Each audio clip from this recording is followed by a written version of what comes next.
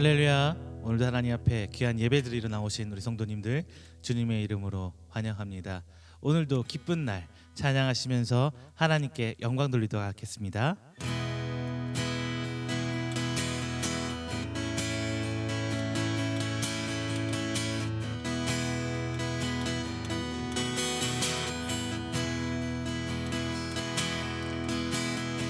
내게로부터 눈을 들어 주를 보기 시작할 때 주의 일을 보겠네.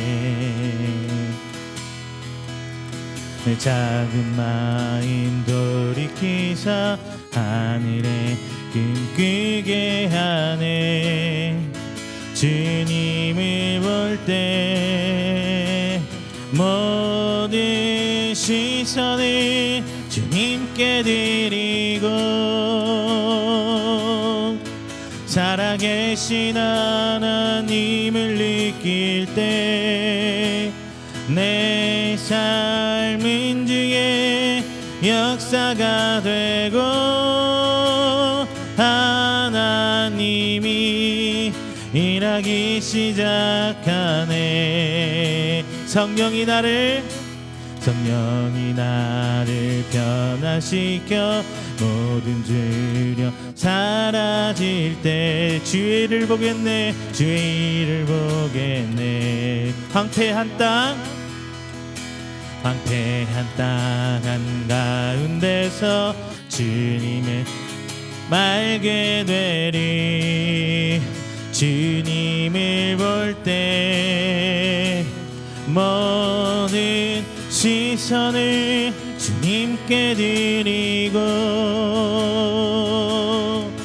살아계신 하나님을 느낄 때 세상인 주의 나라가 되고 하나님이 일하기 시작하네. 다시 한번 합니다. 내게로부터 눈을 들어 주를 보기 시작할 때 주의 일을 보겠네. 내 작은 마음 돌이키사 하늘에 꿈꾸게 하네. 주님을 볼 때 모든 시선을 주님께 드리고 살아계신 하나님을 느낄 때 내 삶인 주의 역사가 되고 하나님이 일하기 시작한 모든 시선을 주님께 드리고 살아계신 하나님을 느낄 때 내 삶인 주의 역사가 되고 하나님이 일하기 시작하네.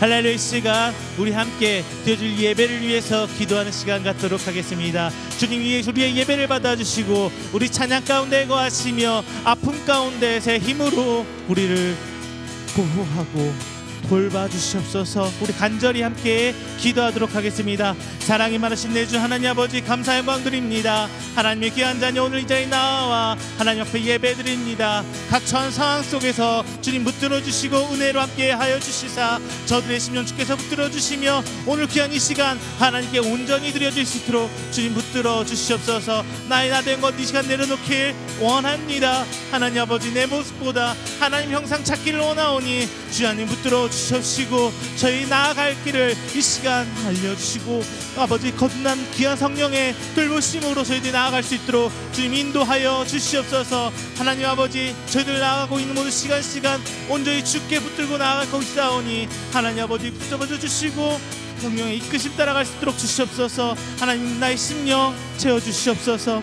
하나님 나의 심령 아버지 나의 부르짖음 들어주시옵소서. 주의 음성을 간구하고 나아가오니 하나님 이 시간 나를 통하여 역사해 주시사 귀한 하나님의 그 음성 듣고 치유받고 제 힘을 얻는 시간 될 수 있도록 주님 인도하여 주시옵소서. 아버지 이 시간 예배 주님 홀로 영광 받으시사 하나님의 귀한 뜻 가운데 나아가는 시간 되기를 원하오니 각 생명 하나하나 주의 돌보심 체험하는 시간 될 수 있도록 주님 인도하여 주시옵소서. 내 갈기파 어느 것으로 채울 수 없네. 내 갈기파 상한 나의 심령에 내 갈기파 부르짖는 소리 들으소서. 내 갈기파 주의 음성 들리네.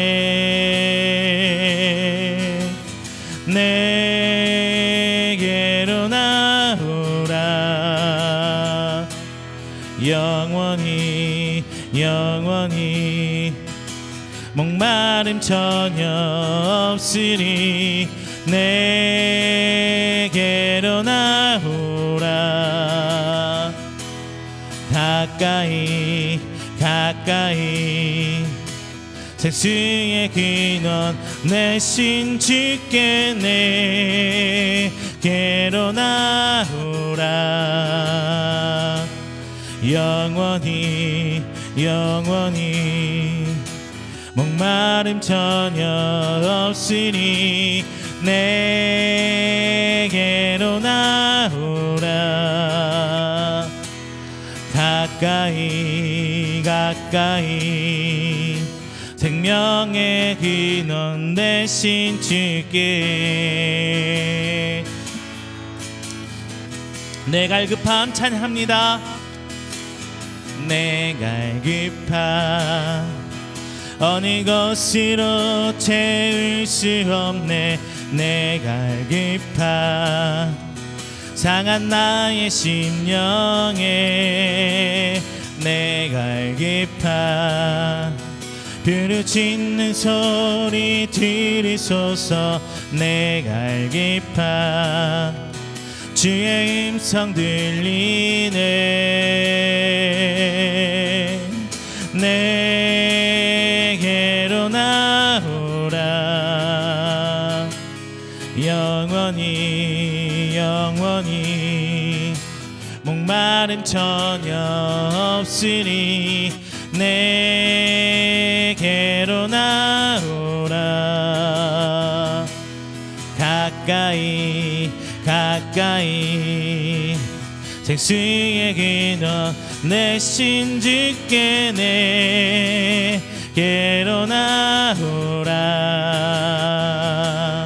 영원히 영원히 목마름 전혀 없으리.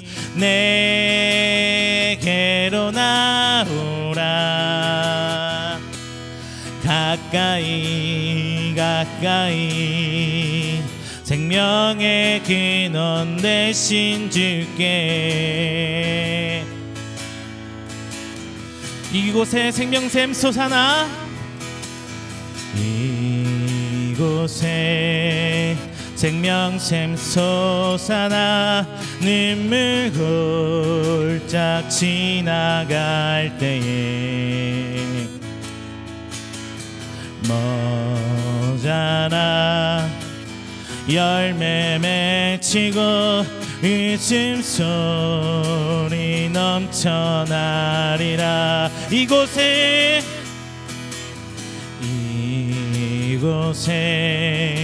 생명샘 솟아나.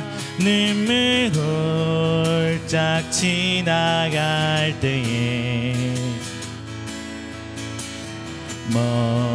모자나 열매 맺히고 웃음소리 넘쳐나리라. 꽃들도 또 구름도 바람도 넓은 바다도 찬양하라 찬양하라 예수를 하늘을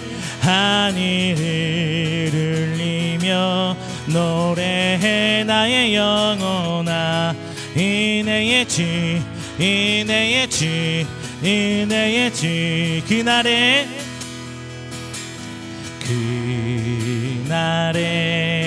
하늘이 열리고 모든 이가 보게 되리라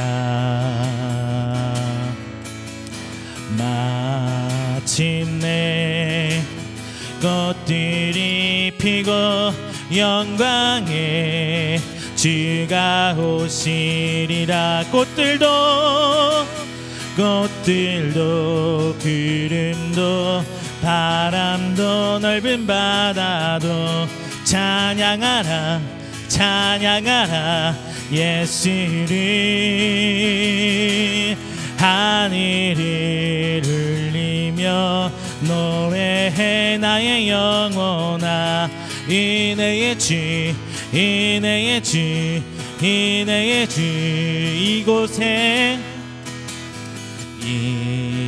이곳에 세생 솟아나 눈물 골짝 지나갈 때에 맞잖아 열매 맺히고 웃음소리 넘쳐나리라 꽃들도 구름도 바람도 넓은 바다도 찬양하라 찬양하라 예수를 하늘을 울리며 노래해 나의 영혼아 은혜의 주 은혜의 주 은혜의 주 꽃들도 구름도 바람도 넓은 바다도 찬양하라 찬양하라 예수를 하늘을 울리며 노래해 나의 영혼아 은혜의 주 은혜의 주 은혜의 주 할렐루야. 조용한 기도로 우리 다 함께 예배를 준비하도록 하겠습니다.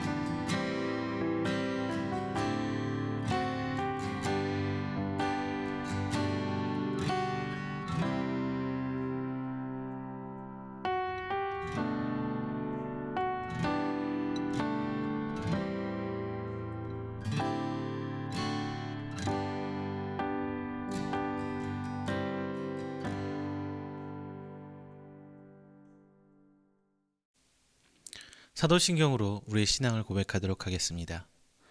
전능하사 천지를 만드신 하나님 아버지를 내가 믿사오며 그 외아들 우리 주 예수 그리스도를 믿사오니 이는 성령으로 잉태하사 동정녀 마리에게 나시고 본디오 빌라도에게 고난을 받으사 십자가에 못 박혀 죽으시고 장사한 지 사흘 만에 죽은 자 가운데서 다시 살아나시며 하늘에 오르사 전능하신 하나님 우편에 앉아 계시다가 저리로서 산 자와 죽은 자를 심판하러 오시리라. 성령을 믿사오며 거룩한 공회와 성도가 서로 교통하는 것과 죄를 사하여 주시는 것과 몸이 다시 사는 것과 영원히 사는 것을 믿사옵나이다. 아멘. 다 함께 교독문 29번 시편 65편 함께 교독하도록 하겠습니다. 하나님이여 찬송이 시온에서 주를 기다리오며 사람이 서원을 주께 이행하리이다. 기도를 들으시는 주여 모든 육체가 주께 나아오리이다.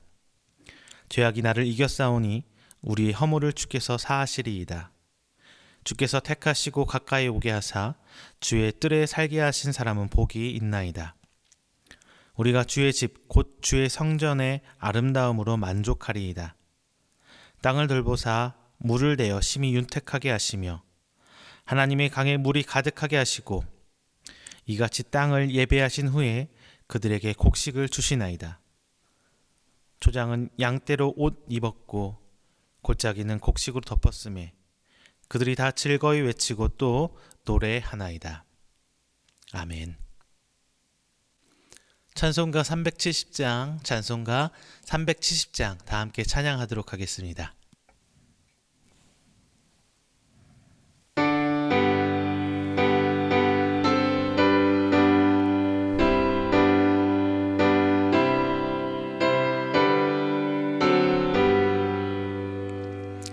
주 안에 있는 나에게 난 근심이 있으랴. 십자가 밑에 나가 내 짐을 풀었네. 주님을 찬송하면서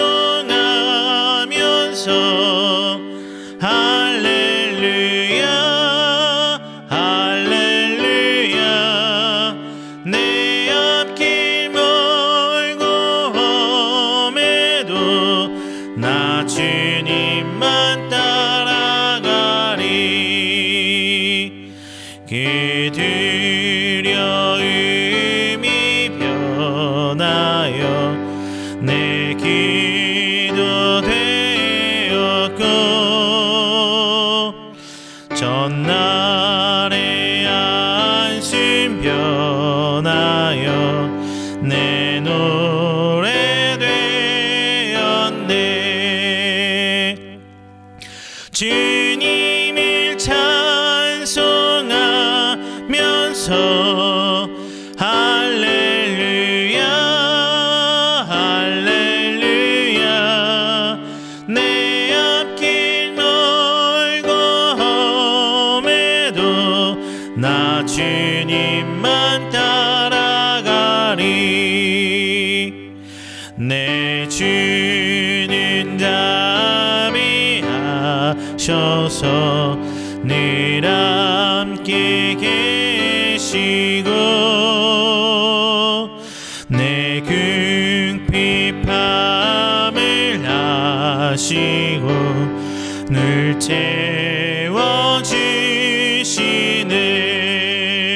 채워주시네.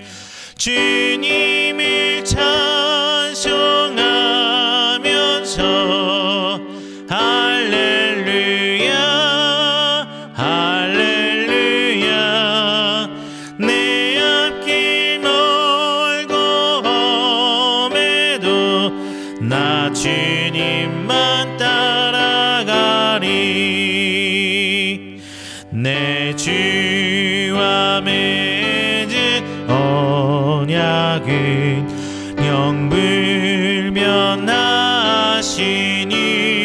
영불변하시니 그 따라가기까지는 늘 보호하시네. 주님을 찬송하면서 할렐루야 할렐루야. 내 앞길 멀고 험해도 나 주님만 따라가리.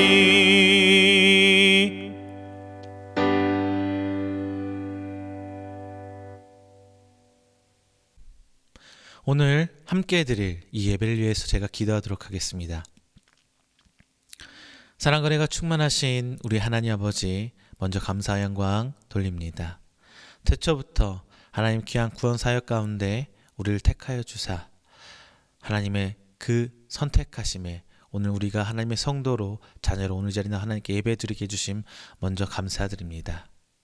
나의 나된 것으로는 그 어떤 것도 할 수 없으나 하나님의 귀한 권능으로 저희들이 오늘을 살아가고 또한 오늘 한 주일간도 살아가겠사오니 주의 하나님 은혜로 붙들어 주시고 오늘 이 귀한 예배를 통해 새 힘을 얻고 선포되는 말씀을 통하여 저희들이 하나님의 뜻을 따라 하나님의 귀한 그 사역에 동참하는 저희들 될수록 주님 인도하여 주시옵소서. 오늘 이 자리에 나아오며 하나님 지난 한 주간의 삶을 돌아봅니다. 주님, 하나님께서 내게 귀한 것 주신 것만 저는 깨닫지 못할 때도 많았고 혹은 알지만 모른 척할 때도 많으며 죄 가운데 세상 사람으로 살아왔음을 이 시간 고백합니다. 아버지, 오늘 이 시간 그 모든 것 내려놓을 때 아버지 저희들 죄된 것들 하나님 앞에 용서받게 하여 주시옵시고 하나님 앞에 성도된 자로서 조금씩 하나님의 형상을 회복해 나아가며 이 땅 가운데 하나님의 그 구원의 사역에 동참하고 하나님의 동역자로서 함께 나아가는 귀한 우리 성도될 수 있도록 주민도 하여 주시옵소서. 세상은 날로 악해져 가고 있습니다. 더군다나 지금 질병을 통해 아파하고 또한 그 가운데서도 하나님을 바라보지 못하고 서로의 자기 이익을 위하여 양극화되어 가고 있습니다.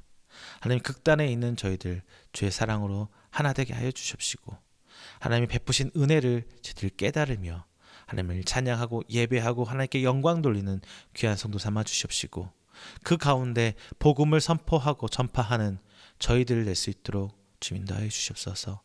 그 순간순간 담대함 허락하여 주시고 지혜 허락하여 주시사 온전히 하나님의 사람으로 저희들이 나아가게 하여 주시옵시며 이 땅에 하나님이 세우신 축복의 통로로 사역을 감당하는 귀한 하나님의 도구, 하나님의 자녀 성도 될 수 있도록 주님 인도하여 주시옵소서.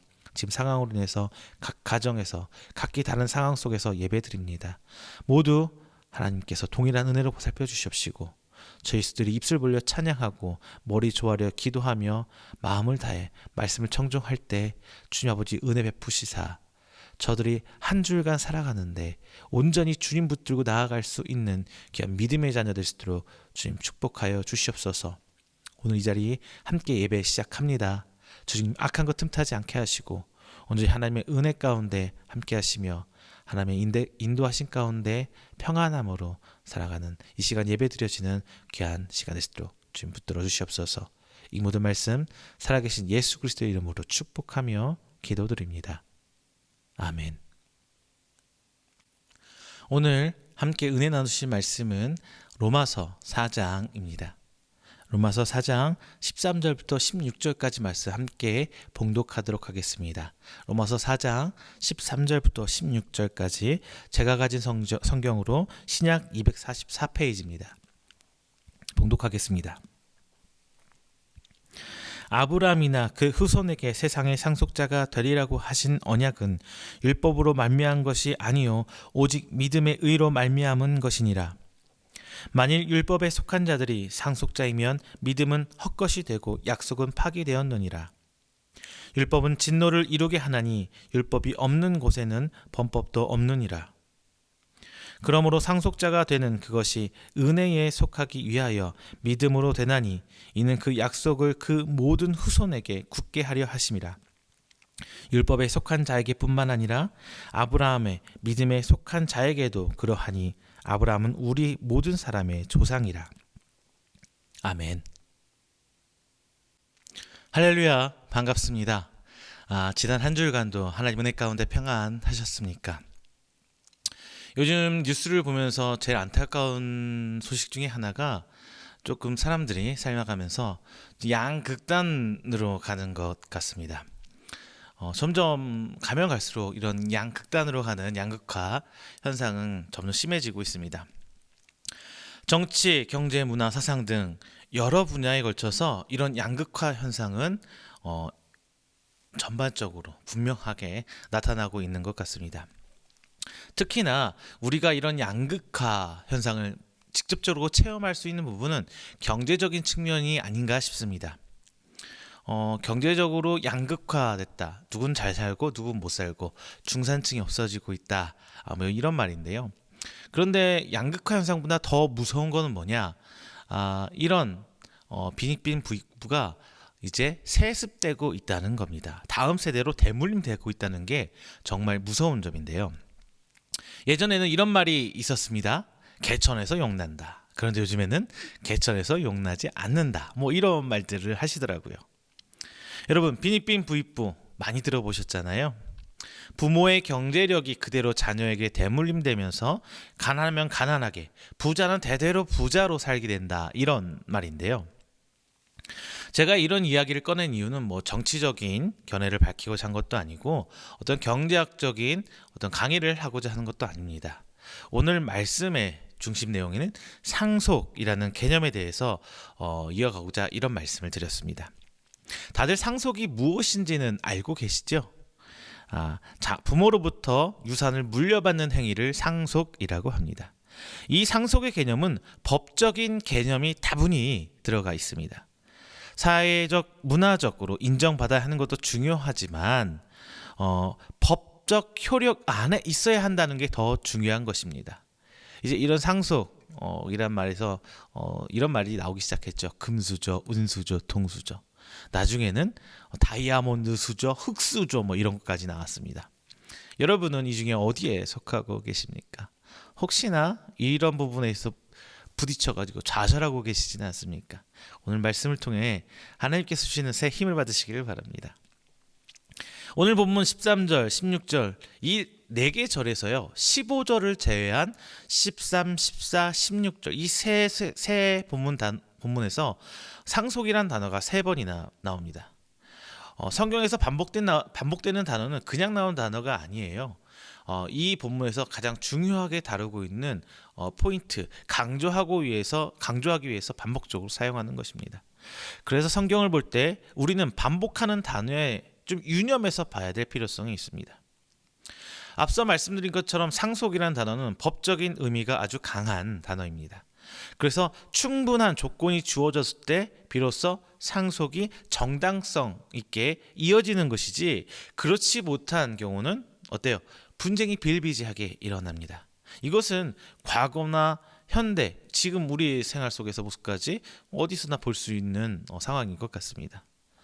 상속을 받기 위해서는 중요한 세 가지 조건이 있습니다. 먼저 첫 번째, 직계혈통이라는 겁니다. 직계혈통. 법적인 단어, 우리 법전에 보면 법적인 단어는 직계존속이라는 단어를 사용하고 있습니다. 직계라는 말은 증조부모, 조부모, 부모, 자녀, 손자와 같이 이렇게 세로로 바로 연결되는 관계를 말합니다. 그리고 나를 기준으로 위로 계시는 분들 있죠. 이거를 존속이라고 하고요. 아래쪽을 비속이라고 합니다. 그래서 직계, 존속, 직계, 비속 이런 단어를 사용하는 것이죠. 뭐 이 관계에서는 아버지 쪽이든 어머니 쪽이든 관계없습니다. 양쪽 다 직계, 존, 비속이 다 가능한다는 겁니다. 다만 이제 사촌 같은 경우는요. 물론 같은 혈통 안에 들어오긴 하지만 직계라는 단위에서는 벗어난 상황이 됩니다. 그리고 두 번째는 이제 첫 번째가 그 혈족 직계 안에 들어간다는 것이라면 두 번째는 바로 이제 유언장에 관한 거예요. 유언장을 받아서 공개해야 되는 거예요. 사회적 통념상 이어질 수 있지만 분명히 유언장이 없다면 분쟁 요소가 있어요. 가장 중요한 거는 유언장이 있으면 확실한 거예요. 그리고 유언장이 공개되어야 비로소 이 상속이 효력을 발생하게 됩니다. 유언장이 없거나 없어진 경우 혹은 찾지 못한 경우는 기본적인 상속법 안의 테두리에서 그 집행하게 됩니다. 그리고 마지막 세 번째는 유언장에 써 있는 내용이 있잖아요. 그 내용을 이제 선행 조건으로 있을 경우 그것을 이행해야 상속이 집행됩니다. 만약 유언장에 뭐 조건이 없는 상속, 그냥 누구누구 어쩔 지분 딱 나눠서 떨어진 상황이라면 관계없겠지만 조건이 있다면 그 조건이 만족될 때 비로소 상속이 되게 되는 겁니다. 오늘 말씀은 상속이라는 개념을 한번 나눠보도록 하겠습니다. 오늘 본문 말씀에 의하면 우리는 상속자입니다. 그리고 그냥 상속자가 아니라 언약과 약속과 언약의 개념 아래에 있는 상속자입니다. 그리고 4장 4절 이런 말씀이 있어요. 일하는 자에게는 그 삭이 은혜로 여겨지지 아니하고 보수로 여겨지거니와 라고 말씀하시면서 이제 우리가 살면서 품삯으로 밟는 개념과 이제 상속의 개념을 분명히 구분하고 있습니다. 우리는 특별히 하나님의 자녀로 특별히 예수 그리스도의 은혜로 양자가 되어서 이제 상속을 받는 권한을 갖게 되었다고들 얘기하죠. 자, 오늘 말씀을 통해 왜 우리가 제목처럼 금수저인지, 그리고 이 양자로서 유산을 상속받기 위해서는 어떻게 해야 하는지 우리 함께 은혜 나눠보도록 하겠습니다. 먼저 첫 번째는요, 상속을 받기 위해서는 아브라함의 자손이 되어야 합니다. 유상받기 위한 가장 기본적인 조건, 여러분 아시나요? 제가 말씀드렸잖아요. 서두에서 말씀드린 것 같이 직계존속이 기본입니다. 혈통을 이어가야 한다는 것입니다. 그런데 본문에서 피상속인, 즉 유산을 물려주는 사람이 누구라고 되어 있습니까? 아브라함이죠. 아브라함. 우리가 잘 알고 있는 믿음의 조상 아브라함입니다. 그런데 여러분의 직계존속이 아브라함입니까? 즉 여러분의 할아버지 혹은 그 증조 할아버지, 그 위에 할아버지가 아브라함이냐고 물어보는 것입니다. 아니죠. 우리는 분명히 우리의 혈통 안에서, 우리의 족보 안에서 아버지가 계시고 할아버지가 계시고 증조 할아버지 다 있어요. 그렇다면 어떻게 우리가 이 유산을 상속받을 수 있는 것인가? 이것이 해결돼야 되잖아요.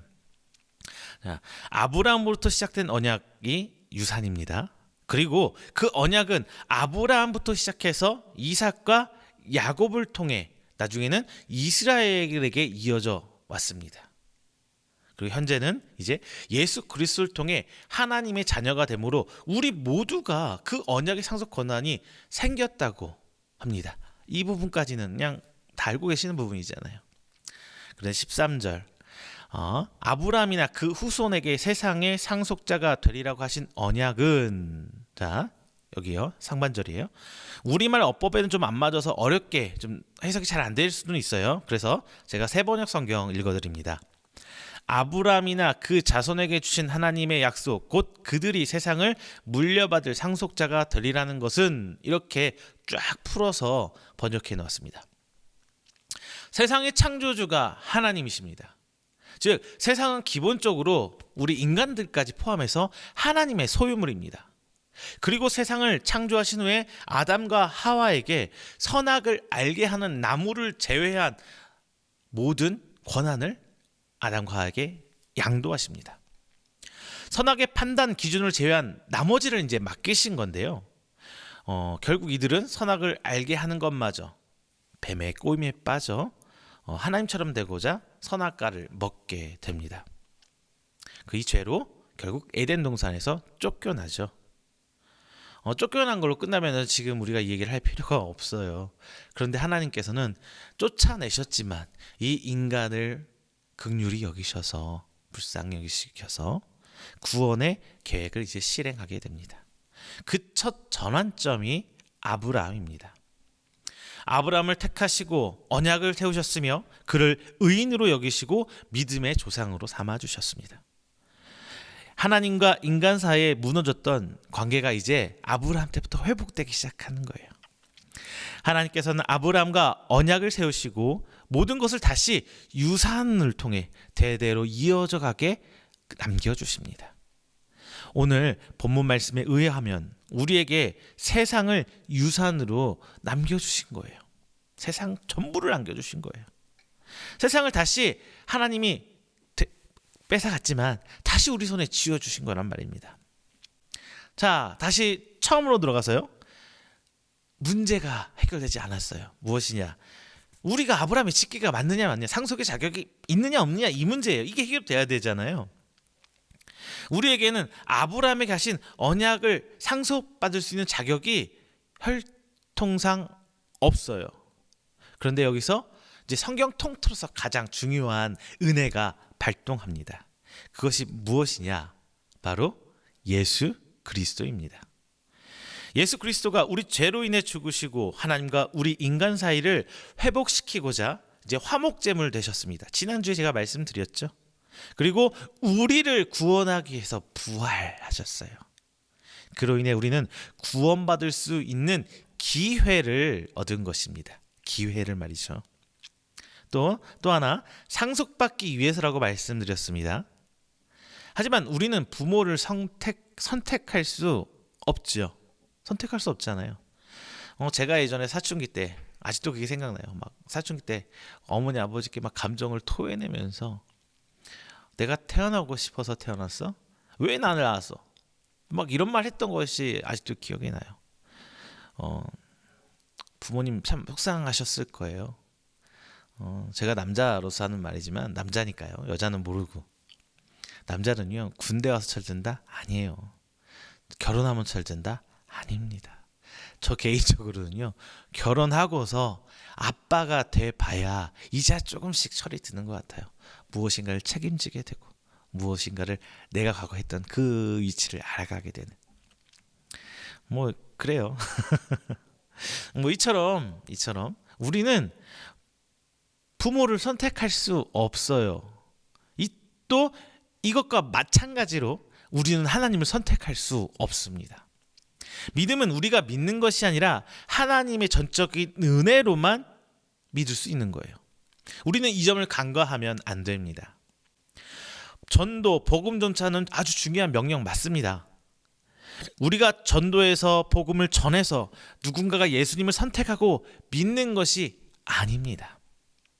하나님께서 우리를 택하신 것입니다. 이것이 믿음과 은혜와의 상관관계예요. 만약 내가 예수님을 선택해서 믿는 것이라면 구원은 우리의 공로지 결국 하나님의 은혜가 아니에요. 하나님께서는 우리가 복음을 듣고 믿을 수 있는 이 믿음의 은혜를 우리에게 주신 거예요. 내 의지로는 복음은 말도 안 되는 이야기들이잖아요. 성경 이걸 읽으면서 어떻게 이걸 믿을 수 있겠어요? 상식적으로도 말이 안 되잖아요. 믿을 수 없는 것도 투성이에요. 하지만 오직 하나님의 선택과 그 가운데 베푸신 은혜가 이제 그 말씀들을 믿게 하시는 겁니다. 우리가 부모를 선택할 수 없듯이 아브라함이 자손이 되는 것은 우리의 선택사항이 아니에요. 내가 선택한 것이 아니에요. 오늘 함께 예배를 드리고 예수를 믿는 성도가 된 것 자체가 하나님께서 우리에게 베푸신 축복이고 은혜라는 겁니다. 하나님의 예정하신 가운데 믿음을 우리에게 허락하신 것입니다. 즉 아브라함의 자손이 되는 것이 아니라 하나님의 은혜로 아브라함의 자손이 된 것이에요. 비록 내 의지는 아니지만 이처럼 하나님께서 택하시고 아브라함의 자손을 삼아주신 것, 이것으로서 감사하게도 상속의 첫 번째 단추는 잘 깨어졌습니다. 그럼 두 번째, 이제 유언장을 받고 공개해야 합니다. 상속이 정상적으로 이루어지기 위해서는 유언장을 받아야죠. 그리고 공개해야 돼요. 그래야 공식적으로 이제 상속이 이루어질 수 있습니다. 이제 이 유언장이 있느냐 없느냐에 따라서 상속의 어떤 속도는 달라져요. 유언장이 없으면은 상속이 적법하게 이루어지기 위해서 뭐 법적인 것도 따져야 되고 이것도 거쳐야 되고 가족 간에 합의도 해야 되고 뭐 길어질 수밖에 없어요. 뭐 더군다나 이제 네 거냐 내 거냐, 내가 더 받네 네가 더 받네 하면서 집안 싸움까지 나타나게 됩니다. 이거는 많고 적음을 넘은 것 같아요. 예전에는 그 과거에 보면 왕권을 차지하고, 이것도 상속이잖아요. 왕권을 차지하려고 뭐 우리 현대에 와서 영화 같은 거 보면 재산을 차지하려고, 우리 뭐 그 뭐야 뉴스에도 가끔 나오죠. 어디 재벌 가족 간에 왕자의 게임이 시작됐다. 뭐 이런 얘기들. 뭐 왕자의 난이다. 누구누구의 난이다 이러면서. 뭐 실제로 많은 이야기들이 있습니다. 여기서 간과해서 안 될 게 하나가 있어요. 무엇이냐? 공개되어야 되는 거예요. 공개.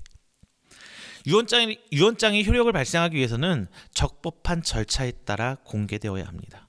분실하거나 혹은 근거 속에 있는 어디 숨겨져 가지고 나오지 않는다면 그 유언장은 효력이 없는 거죠. 유대인들은 이 유언장이 바로 할례와 율법이라고 알고 있었어요. 오늘 로마서 4장에서 바울은 이 두 가지 모두를 지적하고 있습니다. 먼저 11절에서 아브라함의 할례를 이야기하고 있습니다. 11절 제가 읽어드릴게요. 그가 할례의 표를 받은 것은 무할례 시의 믿음으로 된 의를 인친 것이니 이는 무할례자로서 믿는 모든 자의 조상이 되어 그들도 의로 여기심을 얻게 하려 하심이라.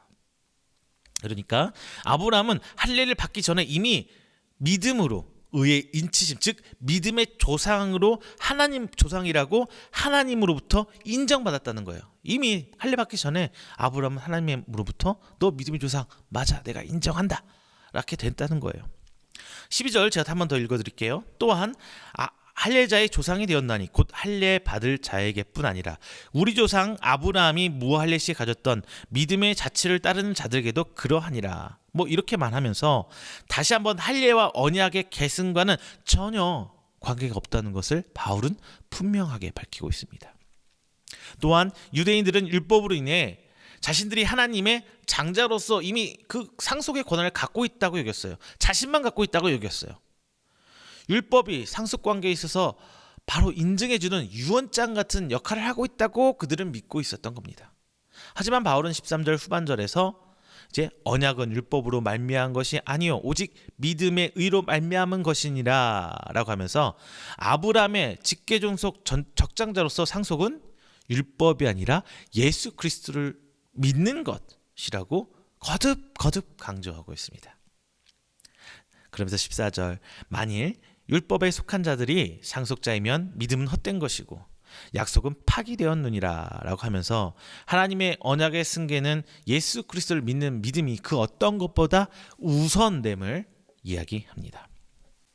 바울의 삶을 보면요, 그리고 서신서나 뭐 여러 가지 보면은 바울이 가장 경계한 사람은 누구예요? 바울은 좀 과하다 싶을 정도로 율법주의자들을 경계해요. 본인이 율법을 공부했고 굉장히 사람이면서 율법주의자를 굉장히 경계합니다. 왜냐하면 이 율법주의자들이 사도 바울의 가장 큰 방해물이에요.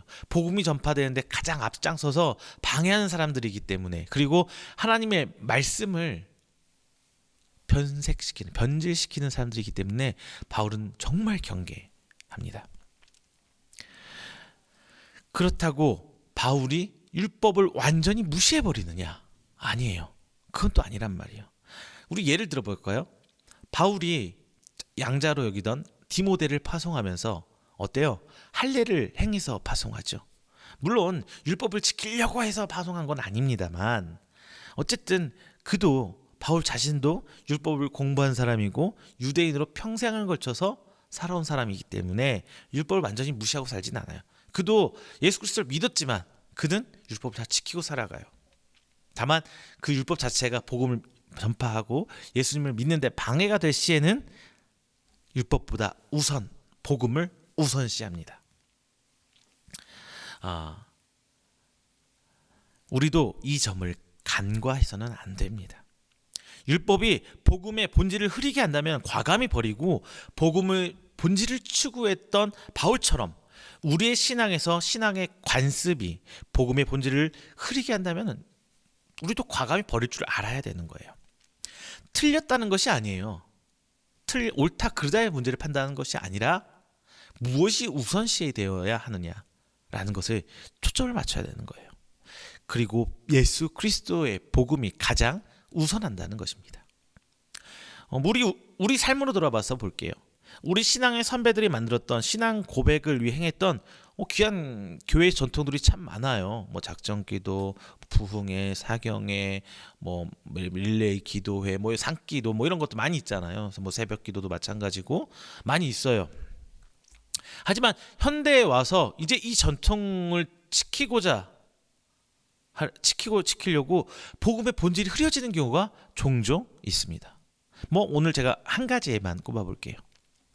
교회 안에서 이제 장로, 권사, 안수집사 뭐 이런 거 취임식 하시잖아요.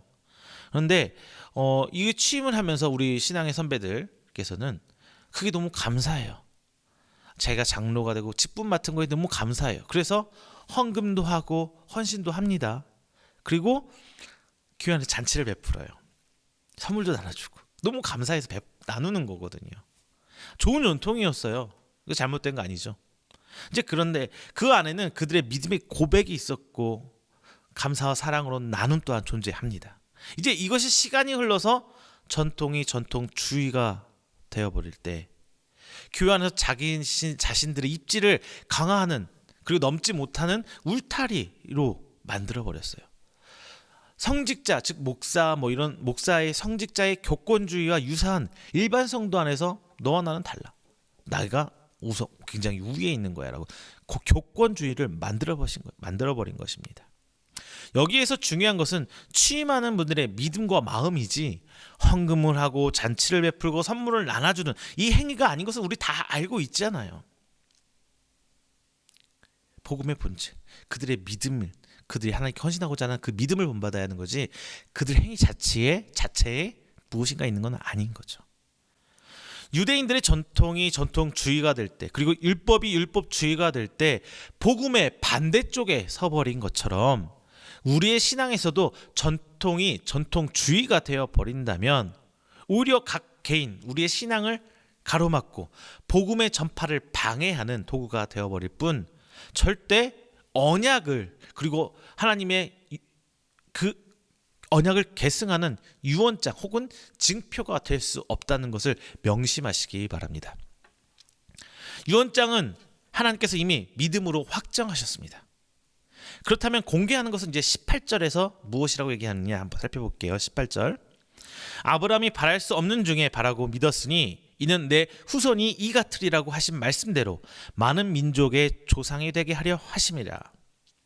바랄 수 없는 중에 바라는 믿음이 바로 공개입니다. 이 유언장은 상속의 집행이 필요할 때 공개되는 것이죠. 그리고 우리의 믿음은 바랄 수 없을 때, 믿을 수 없을 때 믿는 것이 바로 유언장의 공개와 같은 거예요. 항시 하나님의 창조의 질서대로 흘러갈 때는 드러날 딱히 이유가 없어요. 하지만 절대적으로 하나님의 손길, 하나님의 보살핌이 필요할 때가 되면 우리의 믿음이 딱 드러나야 돼요. 바랄 수 없을 때에 바란 믿음으로 믿음의 조상이 된 아브라함 그리고 초대교회 성도들 그리고 우리 역시 믿기 힘들 때 바랄 수 없을 때에 바란 믿음으로 우리의 믿음이 하나님 앞에 공개되어야 합니다. 마지막 세 번째, 이제 유언장을 이행해야 해요. 상속받기 위해서는 우리 언약을 이행해야 합니다. 마지막 유언장이 집행되기 위해서는 유언장의 내용대로 상속자가 어떤 선행돼야 될 것을 이행해야 상속이 집행됩니다. 우리가 하나님의 자녀로서 아브라함의 자녀로서 믿음으로 직계 존속이 되었고 이제 믿음으로 유언장을 받아 공개했다면 마지막 이제 이 유언장의 조건을 선행해야 하는 거죠. 바울은 19절에서 21절에서 아브라함의 상황과 그의 믿음을 이야기합니다. 19절에서 21절 제가 읽어드립니다. 그가 백세나 되어 자기 몸이 죽은 것 같고 사라의 태가 죽은 것 같음을 알고도 믿음이 약하여지지 아니하고 믿음이 없어 하나님의 약속을 의심하지 않고 믿음으로 견고하여져서 하나님께 영광 돌리며 약속하신 그것을 또한 능히 이루실 줄을 확신하였으니. 자, 아브라함과 사라가 아이를 낳을 수 없는 상태를 성경은 죽음이라는 단어로 표현합니다. 즉 창조의 질서 섭리 안에서 더 이상 아이를 낳을 수 없어져서 이제 하나님의 언약이 이루어질 수 없는 상태가 되었음에도 불구하고 아브라함은 하나님을 등지기보다 믿음을 더 견고히 하고 하나님께 영광 돌리며 그 언약이 이루어지기를 기다렸습니다. 이것 자체가, 그의 기다림 자체가, 인내 자체가 하나님 보시기에 의로 보였던 것입니다. 우리는 우리가 바라는 것이 이루어질 상황을 기대해요. 그리고 그 상황을 믿습니다. 과연 이것이 하나님의 약속을 향한 믿음입니까? 하나님께서 원하시는 믿음은 바랄 수 없는 상황에서 바라는 믿음, 즉 이미 상황으로 가능성이 전혀 없어졌음에도 불구하고 하나님의 약속을 기다리는 그 믿음입니다. 앞서서 유언장의 공개가 바랄 수 없는 중에 바라고 믿는 것이라면 이제 유언장의 내용을 이행하는 것이 바로 인내이죠. 기다림입니다. 믿음을 놓지 않는 인내, 바로 그것이 마지막 우리의 유언장의 이행입니다. 아브라함은 기다렸습니다.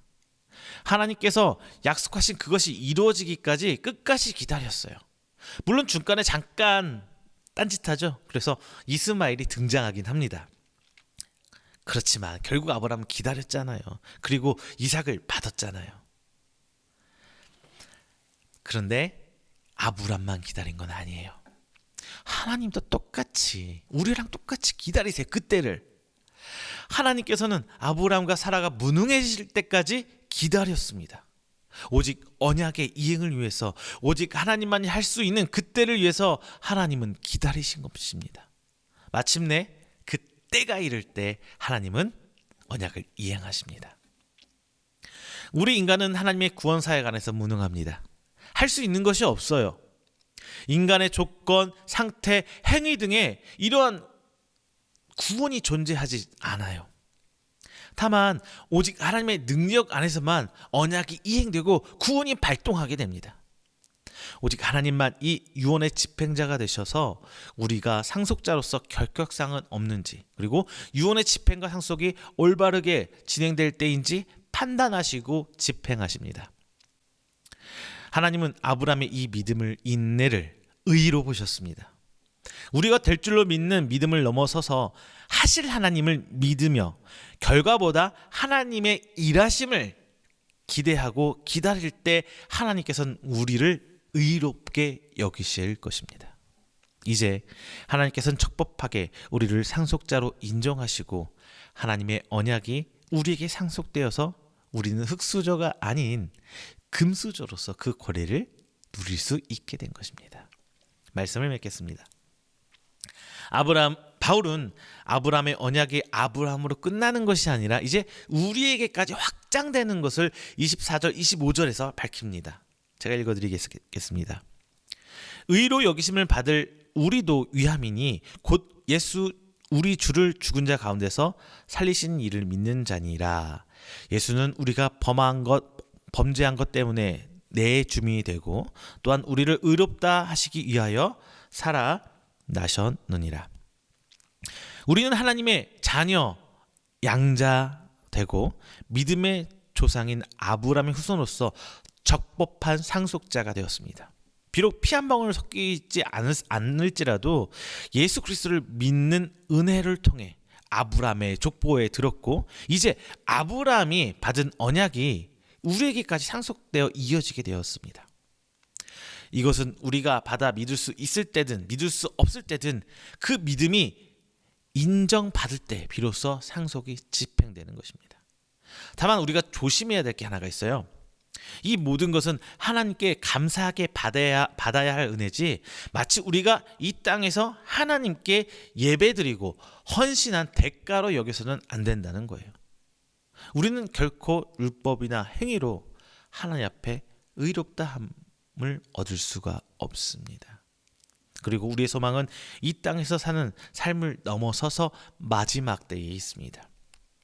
예수 그리스도가 다시 오실 그때를 믿고 기다리는 믿음이 바로 아브라함이 바랄 수 없는 중에 바란 믿음이에요. 이 땅에서 마지막 때 보이시나요? 안 보이죠.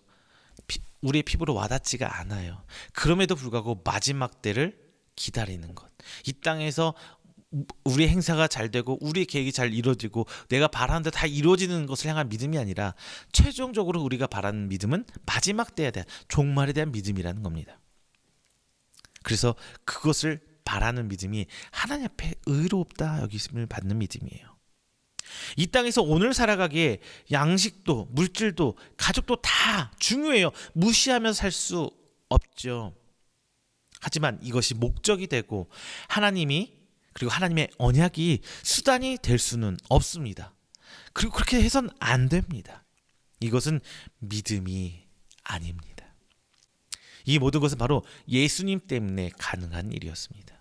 그 어떤 것으로도 하나님 앞에 구원받을 수 없는 우리 때문에 예수님은 죽으셨어요. 그리고 우리를 의롭다 여김을 받게 하기 위해서 다시 살아나셨습니다.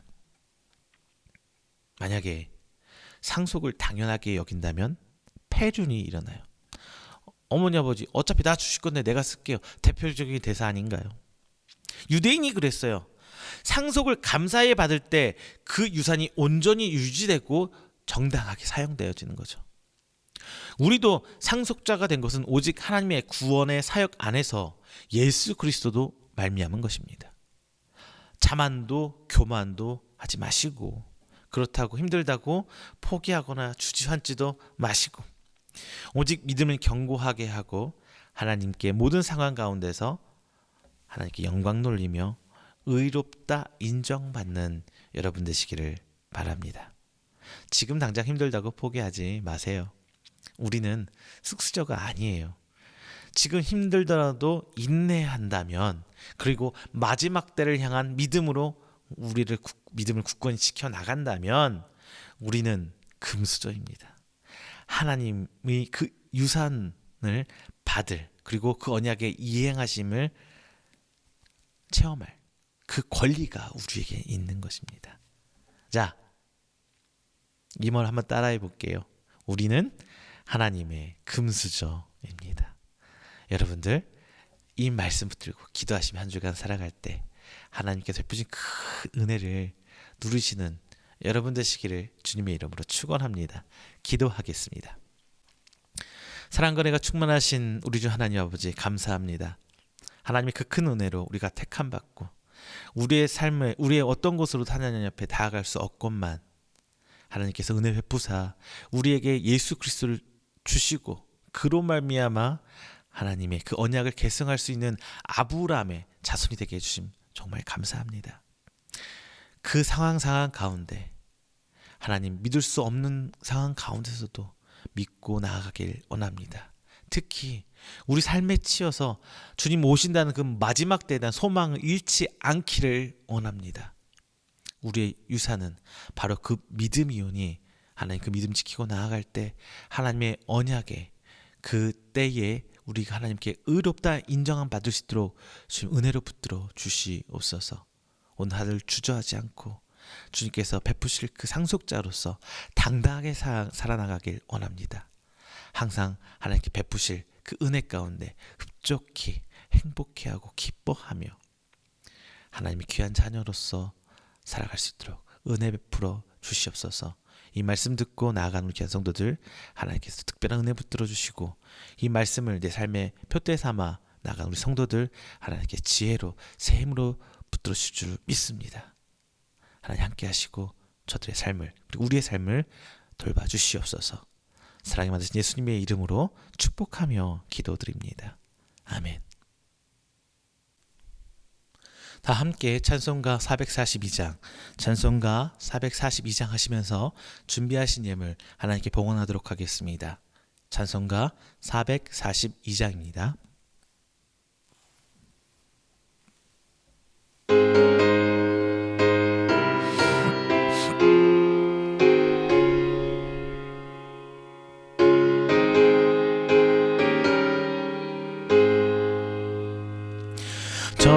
저장미꽃 위에 있으 아직 맺혀 있는 그때에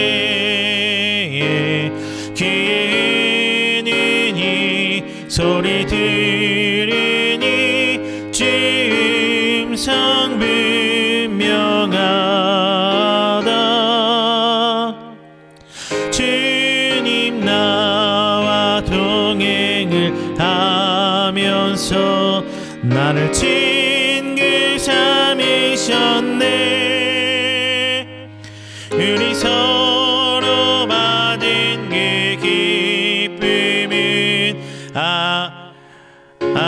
사람이 없도다. 기청한 주의 음성 우는 새도 잠잠케 한다. 내게 들리던 주의 음성이 늘 귀에 쟁쟁하다. 주님 나와 동행을 하면서 나를 친구 삼으셨네. 우리 서로 받은 그 기쁨은 알 사람이 없도다. 맘 깊도록 동산 안에 주와 함께 있으려 하나. 괴로운 세상에 할 많아서 날 가라 명하신다. 주님 나와 동행을 하면서 나를 친구 삼으셨네.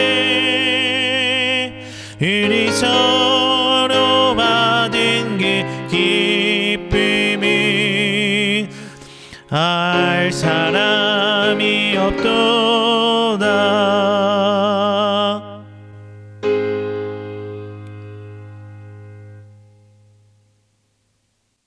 오늘 드려진 이 예물을 위해서 함께 기도하도록 하겠습니다. 사랑과 은혜가 충만하신 하나님 아버지, 감사와 영광 돌립니다.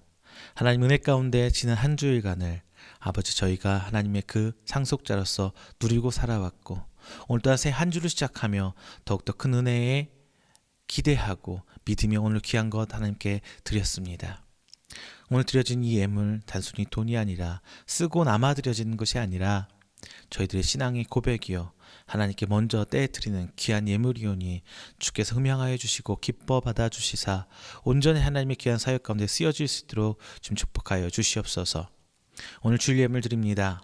하나님 귀한 것 하나님께 드리오니 오늘 한 주일간도 하나님의 성도요 자녀된 자로서 부끄럼 없이 살게 하시고, 그 가운데 힘듦이 있을지라도 하나님께서 새 힘을 덧입혀 주시사 언제나 하나님의 귀한 성도로 이 땅에 귀한 하나님의 축복의 통로로 살아갈 수 있도록 주님 은혜로 더하여 주시옵소서. 또 하나님 앞에 귀한 11조의 예물 드립니다. 하나님 저가 받은 기업이 하나님께로부터 온 것임을 저들이 하나님 믿음의 고백을 하고 있습니다. 하나님 그 순간순간 하나님께서 그 모든 것들 붙들어 주시사 하나님께서 약속하신 언약이요 그 가운데 세우신 하나님의 귀한 기업이오니 그 선후를 하나님께서 모두 책임져 주시사 항상 주뜻 가운데 하나님의 계획 가운데 이끌림받아 나아가는 것들 되도록 인도하여 주시옵소서. 하나님 감사 예물 드립니다. 저들이 하나님 은혜 가운데 감사하며 또한 기도의 제목 가운데 믿음으로 감사하며 저들이 나아가고 있습니다. 하나님 그때가 이룰 때까지 인내할 수 있도록 함께 해주시사 항상 저들과 하나님 함께하고 계심을 저들이 알게 해주시며 주저앉지 않고 더욱더 큰 믿음으로 견고히 서나갈 수 있도록 주님 인도하여 주시옵소서. 특별히 외부 귀한 교회에서 저희 교회를 돕고자 선교합니다. 하나님 그 교회 주께서 축복하여 주시고 하나님 은혜 가운데 든든히 서가는 교회 되게 하여 주시사 항상 하나님의 사역 가운데 쓰임받을 수 있는 귀한 교회 될 수 있도록, 또한 그 교회 모든 성도와 담임 목사님 이하 귀한 교육자들이 하나님 앞에 쓰임받을 수 있는 귀한 교회가 될 수 있도록 주님 붙들어 주시옵소서. 이 모든 말씀 사랑과 은혜가 충만하신 우리 주 예수의 이름 받들어 축복하며 기도드립니다. 아멘. 교회 앞에 광고 드립니다. 요즘에도 코로나로 인해서 들쑥날쑥하고 있습니다. 그리고 방역조치 앞으로 3주간 더 연장한다고 합니다. 이 2단계 어렵지만 그래도 나보다도 우리 모두를 보는 마음으로 동참해 주시기 부탁드립니다. 또한 지금 방역조치 가운데 이제 코로나 백신이 주사 맞고 계시죠? 항상 기도하면서 인간의 힘이 아니라 하나님의 계획 가운데 이 모든 역사가 이루어지고 있음을 기억하시면서 믿음으로 나아가시기를 부탁드립니다. 광고 마치겠습니다. 찬송가 29장 찬송하시고 우리 축도로 오늘 예배 마치도록 하겠습니다. 찬송가 29장입니다.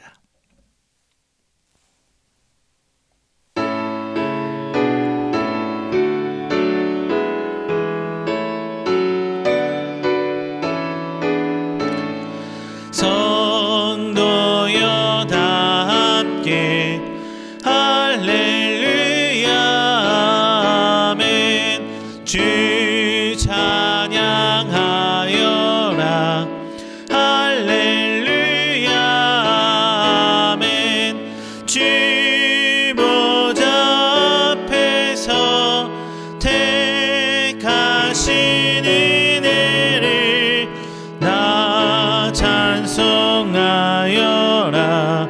할렐루야 아멘.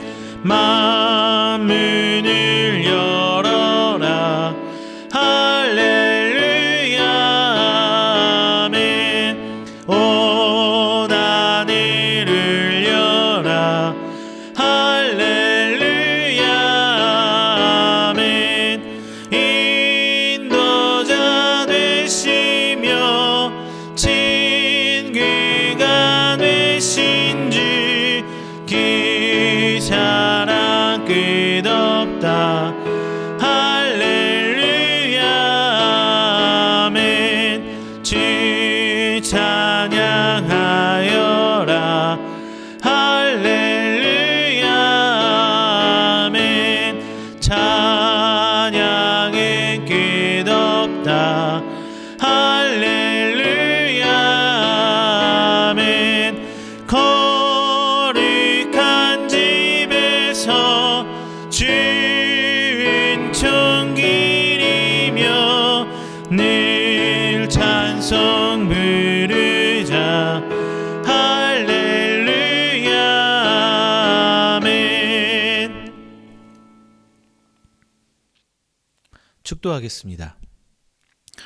여호와는 내게 복을 주시고 너를 지키시기를 원하며 여호와는 그의 얼굴을 내게 비추사 은혜 베푸시기를 원하며 여호와는 그 얼굴을 내게 향하여 두사 평강 주시기를 원하노라.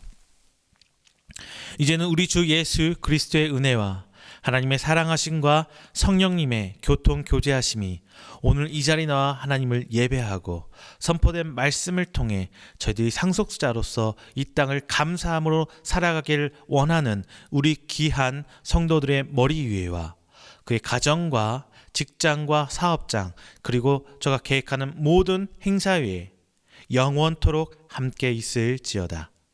아멘.